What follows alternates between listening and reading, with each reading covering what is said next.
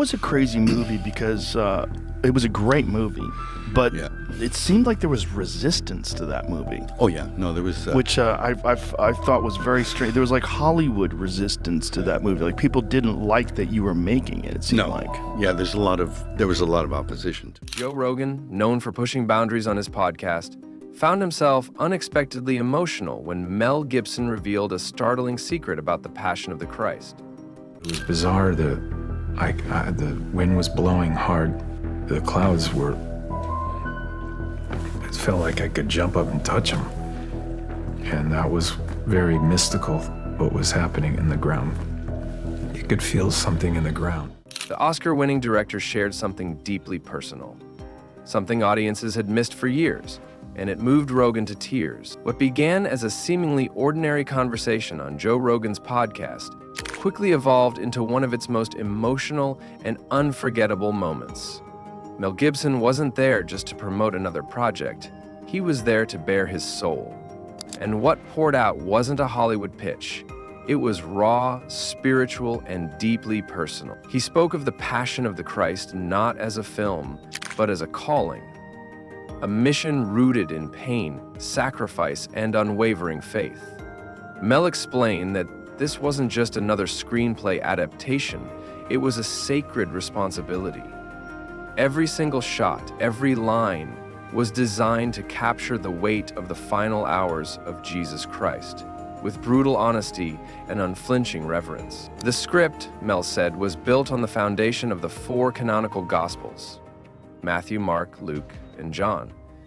But he also drew upon other ancient writings and scripture to add emotional and spiritual layers that brought deeper meaning to each scene.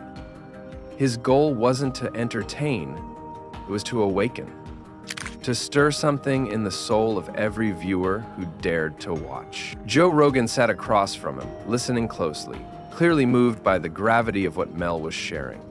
He asked what many wondered: how did people respond to a film so intense, so emotionally gutting? Mel's response was candid. Some viewers were shaken, inspired by the film's spiritual depth and authenticity. Others, however, were disturbed by its relentless portrayal of suffering. But Mel never flinched. In fact, he welcomed the discomfort. The world, he said, needed to feel the weight of that sacrifice. Only then can we even begin to understand the message. This was no longer just a podcast interview. It became a deep spiritual exchange, a moment where one man's conviction transcended celebrity and reached into something sacred. Mel Gibson, a man once at the height of Hollywood stardom, had chosen to walk a much harder path, a path of controversy, judgment, and yet, spiritual truth. Before we get to Mel's powerful revelation that shocked the podcast, we need to go back to the film itself, because within its most painful scenes lies the emotional groundwork of his confession. The Passion of the Christ begins with a scene that sets the tone for everything to come. Jesus, isolated in the Garden of Gethsemane, overwhelmed with sorrow, praying in agony. His disciples, Peter, James, and John, sleep nearby, unaware of the spiritual storm unfolding. Suddenly, Satan appears, shrouded in mystery, whispering doubt, offering temptation. At Satan's feet, a serpent slithers, a symbol of deceit and evil. In a striking moment, Jesus crushes the snake's head under his heel, declaring silently that love will conquer darkness. At the same time, Judas Iscariot, once a trusted disciple, has betrayed Jesus for 30 pieces of silver. Under the veil of night, he leads soldiers to capture him. In a desperate act of defense, Peter draws his sword and cuts off a guard's ear. But Jesus, even in the face of betrayal and arrest, heals the man and tells Peter to stand down. Jesus is taken into custody. Meanwhile, Mary, his mother, awakens with a wave of dread. She, Mary Magdalene, and John run to find him, guided by faith and fear. What follows is a harrowing trial where lies replace truth, accusations fly. Though some priests silently believe Jesus might be who he claims to be, their fear locks their lips.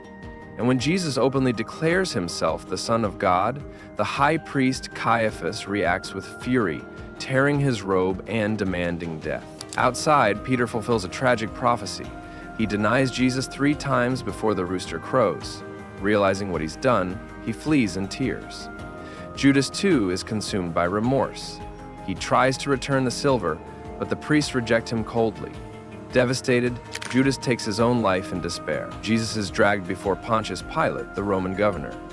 Pilate finds no guilt in him, but feels the pressure of an angry crowd. Hoping to shift responsibility, he sends Jesus to King Herod. But Herod mocks Jesus and sends him back. In a desperate attempt to calm the uproar, Pilate offers the crowd a choice: release Jesus or a criminal named Barabbas. The crowd, manipulated by the religious leaders, chooses Barabbas. Pilate, cornered and fearful of rebellion, has Jesus flogged. Roman soldiers whip him without mercy, tearing his flesh. Laughing as they press a crown of thorns into his skull, hoping to elicit pity, Pilate presents the bloodied Jesus to the crowd once more. But their cries only grow louder. "Crucify him!" And Pilate, knowing what he's about to allow is wrong, symbolically washes his hands in front of the crowd, claiming no responsibility. But his actions speak louder. Jesus, barely standing, is forced to carry a massive wooden cross through the brutal streets. He stumbles repeatedly, spat on, mocked, and whipped. At one gut-wrenching moment, he looks into Mary's eyes. Mother and son locked in a silent exchange of unbearable pain and endless love. A woman, Veronica, rushes forward, bravely wiping the blood and sweat from his face. She's shoved aside by the soldiers. As Jesus collapses again, unable to continue, the soldiers grab Simon of Cyrene, a bystander, and force him to carry the cross. Together, they climb the road to Golgotha, the place of the skull, and this is where Mel Gibson's deeper truth begins to unravel. At Golgotha, surrounded by mocking soldiers and a restless crowd, Jesus is laid upon the wooden cross. The air turns thick with sorrow. As nails are hammered through his hands and feet, his cries echo into a sky that begins to darken. Pain radiates not only through his body, but through the hearts of those who love him. Time seems to stand still as the Son of God is raised above the earth, suffering, bleeding, and yet silent in strength. As he hangs in agony, the skies grow ominously black. A chilling wind sweeps through the hills. Suddenly, a single raindrop falls. Then, as if the universe itself is weeping, the ground trembles violently beneath the feet of the spectators. In the temple, the great curtain separating the holy place from the rest of the sanctuary tears straight down the middle, from top to bottom, signaling that the old covenant has ended. A new divine access to God has begun. The 2 criminals crucified beside him struggle in pain, and to speed their deaths, the Roman guards break their legs. But when they come to Jesus, they find him already gone. One soldier pierces his side with a spear, and blood and water pour out, confirmation that death has claimed him. Meanwhile, in a symbolic moment of cosmic reversal, Satan, watching from the shadows, screams in rage. The ultimate victory has been sealed. Evil has been defeated not by force, but by love. Jesus' body is carefully removed and placed in a tomb carved from stone. For 3 long days, hope appears buried. But on the 3rd morning, everything changes. The stone is rolled away. Jesus rises, alive. Though his hands and feet still bear the wounds, his body radiates light. His resurrection is the promise of redemption, proving once and for all that love conquers hate and life triumphs over death. For believers, it's not just a story, it's a beacon in darkness, a reminder that hope is never truly lost. Yet, the beauty of this powerful message didn't come without enormous sacrifice, both on the screen and behind the scenes. Mel Gibson, in his emotional interview with Joe Rogan, revealed the intense battles he faced while creating The Passion of the Christ. And these weren't just cinematic challenges, they were personal, spiritual, and deeply emotional. From the earliest stages of development, Gibson encountered resistance. Many in Hollywood were uneasy with the idea of portraying Christian suffering in such graphic and raw detail. Some executives questioned the film's relevance, while others feared backlash.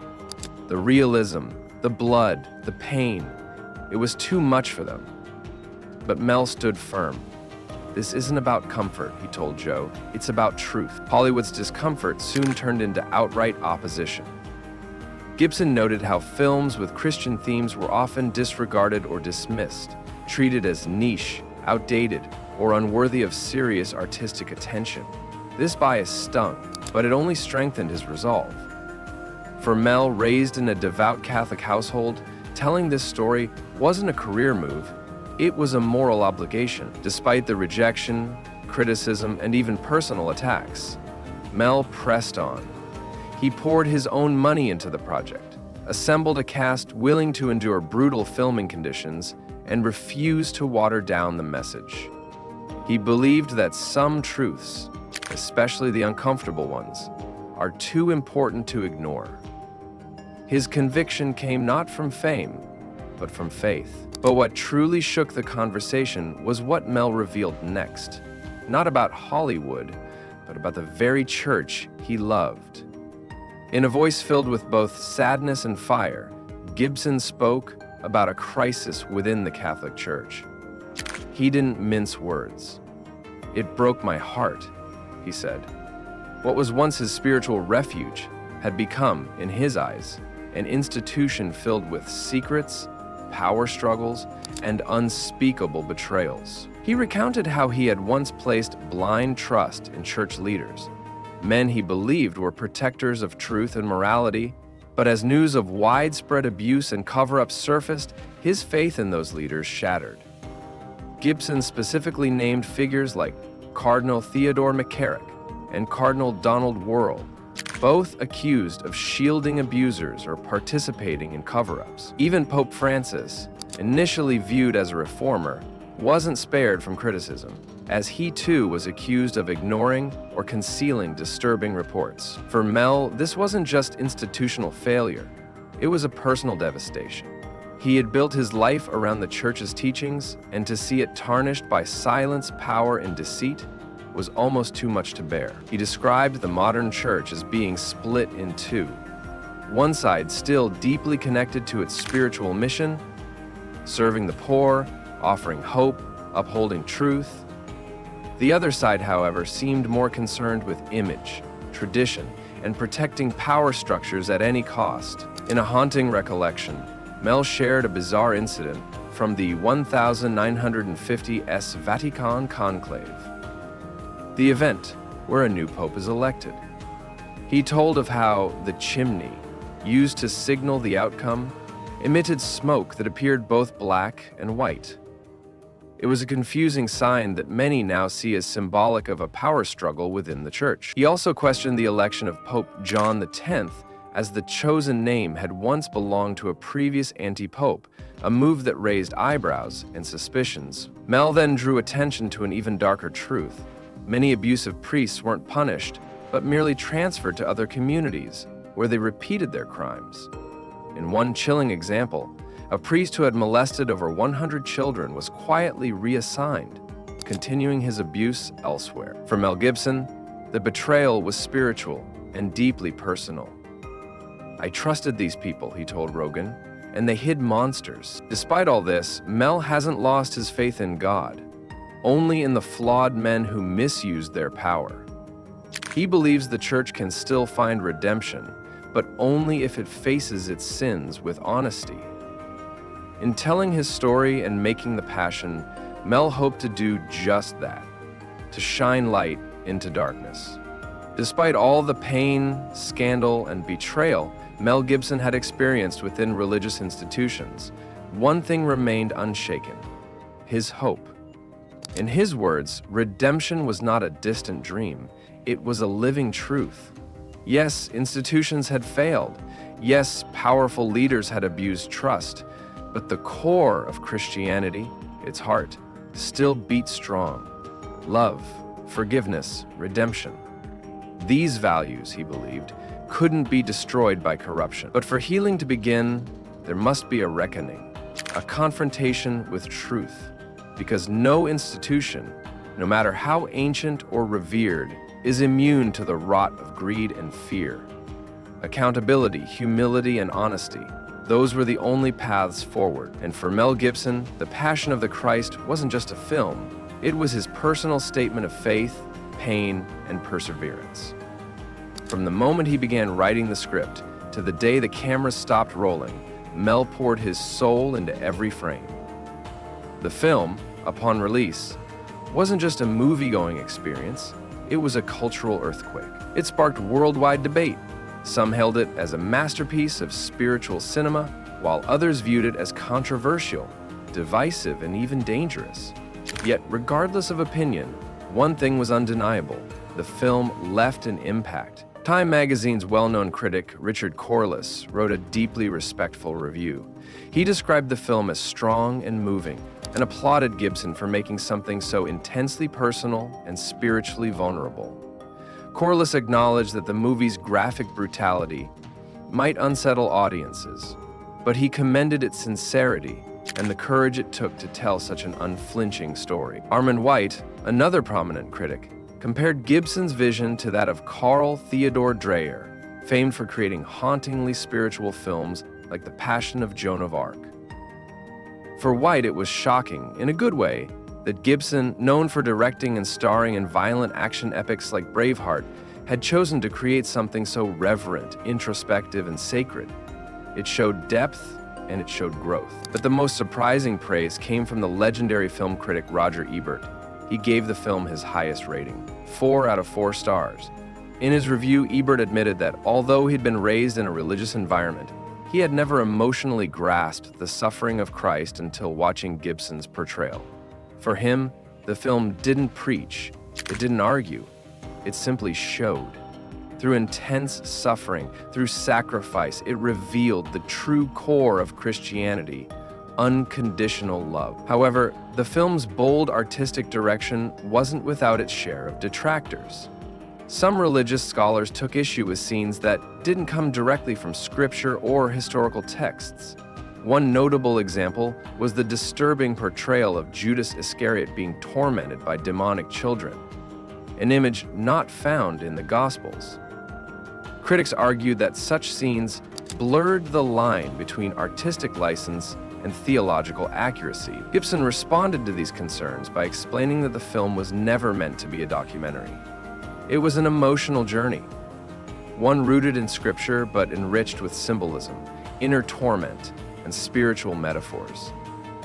His goal, he said, was not to recreate every line of biblical text, but to remain faithful to the emotional and spiritual truth of Christ's final hours. Interestingly, even before The Passion hit theaters, it had already reached the eyes of one of the most influential spiritual figures of the modern era. In December 2003, a private screening was arranged for Pope John Paul II. The screening reportedly took place in his personal residence at the Vatican. According to early reports, the Pope was visibly moved by the film. The quote, "It is as it was," quickly circulated in the media, attributed to him as a statement of approval. However, the Vatican never officially confirmed the quote's authenticity, and it remains one of the lingering mysteries surrounding the film's reception. But as the movie's popularity surged, so did controversy. Concerns began to grow from Jewish organizations, religious leaders, and interfaith communities. Their issue wasn't just with artistic choices, it was with the narrative implications. The film's portrayal of Jewish religious leaders as instigators of Jesus' crucifixion was seen by many as potentially inflammatory. This concern wasn't unfounded. For centuries, the false belief that the Jewish people were collectively responsible for the death of Jesus had fueled hatred, persecution, and even violence. From the Middle Ages to Nazi propaganda, this myth had caused deep scars. Many feared that the film, even unintentionally, might revive these dangerous old narratives. To address this, the United States Conference of Catholic Bishops and the Anti-Defamation League conducted a joint review of the film. After examining the script and scenes closely, they released a statement warning that the film, though focused on a small group of high priests led by Caiaphas, could still trigger anti-Semitic interpretations among uninformed viewers. They noted that the Second Vatican Council had clearly rejected the doctrine of Jewish collective guilt, and that decades of interfaith work could be undermined by the film's framing. Still, despite the backlash and controversy, the film struck a nerve. Globally, in countries around the world, theaters filled with audiences from all backgrounds. Many walked in expecting a movie and walked out feeling changed. Some left in stunned silence. Others cried. A few even returned the next day, not because they enjoyed the experience, but because they needed to feel it again. For countless believers, The Passion of the Christ became more than a film. It was a spiritual reckoning. It invited them to confront suffering, redemption, and what it truly means to believe. It didn't offer answers, it offered perspective. And for many, that was more powerful than any sermon. More than just a cinematic experience, The Passion of the Christ became a global phenomenon. It wasn't merely entertainment, it was a spiritual lightning rod. The film stirred debate across religious, cultural, and political circles. People from all walks of life, Christians, skeptics, artists, critics, found themselves confronted with questions about faith, suffering, justice, and humanity itself. It became a mirror reflecting not only the final hours of Christ, but also the pain, love, and moral failures of our own world. Viewers were reminded of the corrosive effects of hatred and fear, the dangers of unchecked power, and the soul-saving strength of compassion and sacrifice. Whether audiences embraced its message or wrestled with its intensity, most walked away changed. And perhaps that was the film's greatest legacy. Not the box office numbers, not the awards, but its ability to awaken something deep in the soul. Yet what truly moved Joe Rogan during his powerful interview with Mel Gibson wasn't the film itself. It was the stories Mel shared from behind the scenes.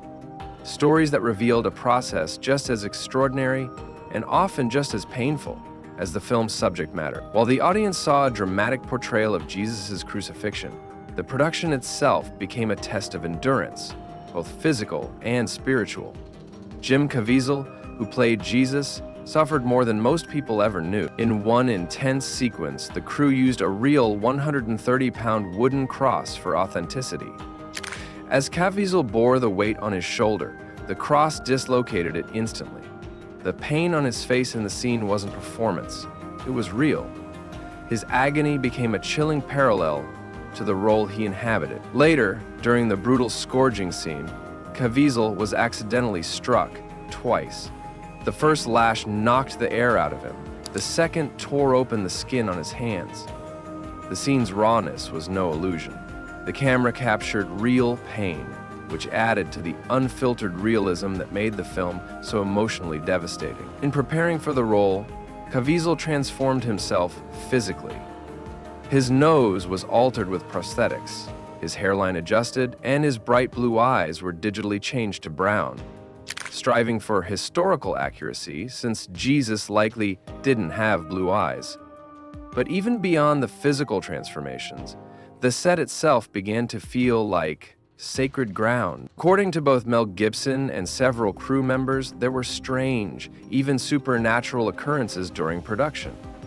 Moments that couldn't be explained. Moments that made them believe something divine was moving among them. One of the most shocking incidents involved assistant director Jan Michelini, who was struck by lightning not once, but twice during filming. Even more astonishing, Jim Caviezel himself was reportedly hit by lightning during the crucifixion scene. Though he wasn't seriously hurt, the strike left the entire crew rattled. In biblical tradition, lightning is often seen as a divine sign, an expression of power, presence, or even judgment. No one could say for sure what these events meant, but no one walked away unaffected. Initially, Gibson had considered producing the film without music, believing that silence would heighten the emotion. But in post-production, he reversed course. The score was composed, rich with emotion and spiritual weight, and it transformed the film's tone entirely. The music later received an Oscar nomination in 2005, an incredible feat for a project that had faced resistance at nearly every turn. Yet what made The Passion most remarkable wasn't its technical achievements, it was the way it changed the people who worked on it. Many cast and crew members experienced personal, spiritual awakenings during filming. One of the most touching transformations was that of Luca Leonello, the actor who portrayed Judas Iscariot. Before filming, he was an avowed atheist, but after stepping into the shoes of the man who betrayed Jesus, Luca began to reflect deeply on the nature of guilt, redemption, and grace. By the end of production, he had converted to Christianity. It was an outcome no one had predicted. Another emotional moment occurred off-camera between actress Maya Morgenstern, who played Mary, the mother of Jesus, and Jim Caviezel. One day on set, she softly confided in him, "I am expecting a baby." The irony was overwhelming. While she portrayed a grieving mother on screen, she was carrying new life within her in reality. The contrast struck everyone who learned of it. Sorrow and joy were existing side by side, just as they had in the story they were telling. Gibson often reflected on these moments with wonder. To him, they weren't just coincidences, they were signs. One of the most unforgettable stories he told involved a 6-year-old girl working on the crew, who suffered from severe epilepsy. Prior to filming, she endured nearly 50 seizures a day. But after production began, the seizures mysteriously stopped.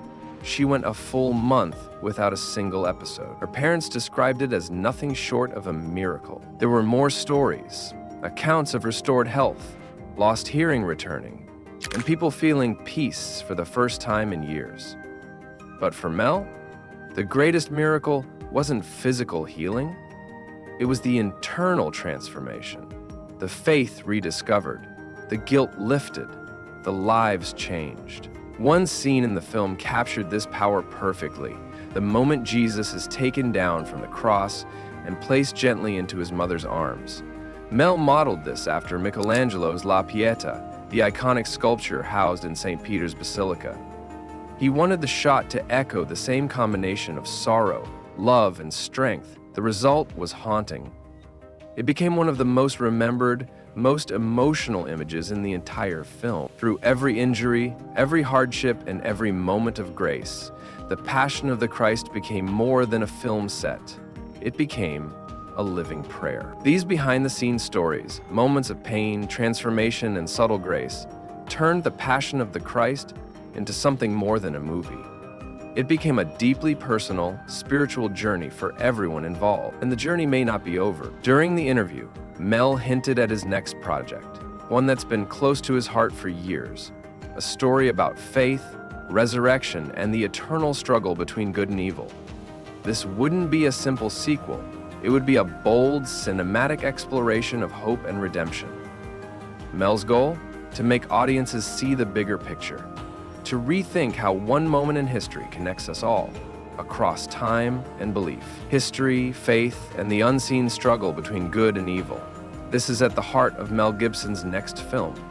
But Mel believes this story can't be told in a traditional, linear way.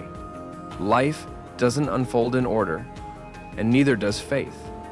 To grasp the meaning of resurrection, we must understand the people who lived it, the world they faced, and the weight they carried. Mel didn't walk this path alone. He worked closely with writer and director Randall Wallace. Together, they spent 6 to 7 years shaping this vision, enduring hard days, intense discussions, and moments of doubt. But their mission was clear: create something that would be felt, not just watched. They leaned on the Bible, but also studied other ancient writings and historical sources. Mel doesn't see the Gospels as myth. To him, they're real. He points to the apostles, men who chose death over denial of what they witnessed. That, he says, is more than belief.